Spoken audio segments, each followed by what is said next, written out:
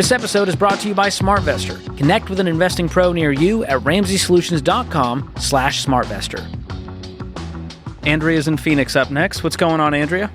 Hi, and thank you for taking my call. Absolutely. My name is Andrea, and I am 60 years old, and I am employed. I bring home about $2,864 a month. I live with my son and his family. The only outgoing bills I have is my car insurance, and I pay for gas and any other incidentals. I want to know, is it possible for me to continue or to own a home and still save for my retirement? I have $69,000 in a 401k, and I'll tell you a little bit. I was in Ohio, and I relocated to Arizona before the pandemic, and since I've been here, everything has gotten so inflated. So my decision now is to go back to Ohio, but while I'm here in this kind of situation to save and not have to pay any bills, I have some time before I go back to Ohio. So ask me anything. All right. So you told me your stated goal was, I want to be able to own a home and retire one day. Yes. Okay. That's going to take a sizable nest egg and a pretty solid savings rate. So how much are you able to save right now? You're saying you got almost no bills. So out of that $2,864, how much is left over?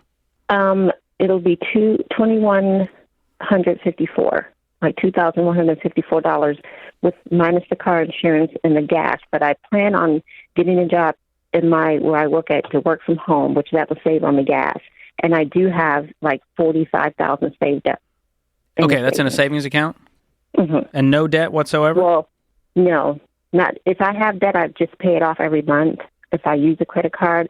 But I did get the Every Dollar app. I recently did that. I'm still working with that. And I've just only been listening to you guys for like 3 or 4 weeks. Awesome. Welcome to the party. Well, we have a pretty controversial stance around here, and that is debt robs you from your future. Even if it's temporary, even if I'm paying it off tomorrow. And so John and I do not own a single credit card. We just use our debit cards. We use our own money. And what you're facing here, Andrea, is an income problem. We've got to get your income up because that's going to create more margin for you to save for that home. And so you're in what we would call baby steps 4, 5, and 6 if you're debt-free with an emergency fund, which you just told me you have $45,000 liquid? Yes. Great. And so we'll call that your emergency fund plus some down payment fund, because you don't need $45,000, I imagine, to cover your expenses for 3 to 6 months. No. Okay. So your A1 goal, if it is buying a home, is to put money away for a down payment. But before we do that, we should be investing 15% of our income into retirement. So how much are you investing right now? So right now, I'm not investing that much. I think I'm at 1%, and I can probably put that up to where I should be. Why is it at 1%? Because in my mind of thinking, before I listened to you guys, I was going to get more in my check to save more. But that hasn't worked out as well as I wanted it to. Well, you can't save your way to wealth. We have to invest this money. Because right now, you're not even beating the rate of inflation if that money's just sitting in a checking account. Yes. If you invested, the stock market, the U.S. stock market last year, Andrea, in 2024, returned 24%. So you put $100,000 in that account, now it has $124,000. Do you see the difference? Okay. Invested in the stock market? And we're not saying a single stock. You're going to do mutual funds within that retirement account that will grow at a steady pace, probably 10 to 12% over the next 10 years. And that will at least help give you some cushion.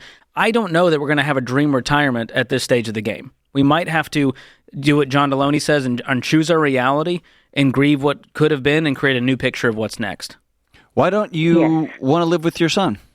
I just don't want to. I just don't want to be honest. You get to do whatever you want. Going all the way back to Ohio, that's a long way. It feels like an intentional move away from family. Well, it'll be away from it'll be away from this family, but then my sisters and brothers are all back east, and they're all getting older, and they're all like sickly. Okay. And I guess I wanted to be closer to them. Not that I don't want to be closer here, but it's easier for me to get here. Right now, it's not easy for me to get there. Gotcha. And be there as a help. Is there a possibility you could move in with one of your brothers and sisters in a garage apartment or something? I'm just trying to reimagine buying a house right now versus if you're going to be in a caretaker role, moving in with somebody. I could. That is a possibility. I'm not going to lie and say it's not. It's a possibility. I know it might not be ideal, but man, I love the idea of you saving some money over the next 5 or 10 or 15 years until somebody can help you, right? Because you'll need that. You'll need somebody to love and care on you also. Yeah. If you move to Ohio, is your job going to go with you? Yes, if I get the job from home, my job comes with me. Okay, great. What does that job pay? About $40,000 a year. Okay. What job is And it? I know What kind of role? I work in the medical records department. What would it look like to make 60 or 70,000 at your age with your experience in that field? What does the ladder look like? I do have a certification for medical coding, but it's been just difficult to get a job because I don't have any experience in that particular job. Would an entry medical coder make 40,000? They could start off at 40,000. Yeah. So that's what I would be doing if the trajectory is higher with your certification. Even if it's not the exact role you want, I would just try to get on A ladders. And the truth is, Andrea, you might be working into your 70s to make this dream happen. Yeah. Are you okay with that? I realize that. Mm-hmm. Yeah, okay. I am. I just crunched the numbers for you. You know, you got 69 grand in that retirement account. You keep investing, let's say $1,000 a month. If you can do that to 72, you'll have over $500,000 in that nest egg.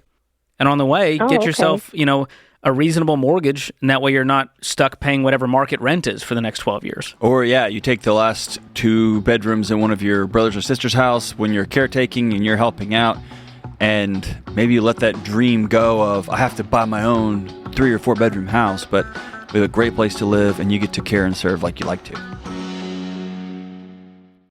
Thanks for tuning in to Ramsey Everyday Millionaires. Need help with your investments? Connect with a SmartVestor Pro at RamseySolutions.com/SmartVestor or click the link in the show notes.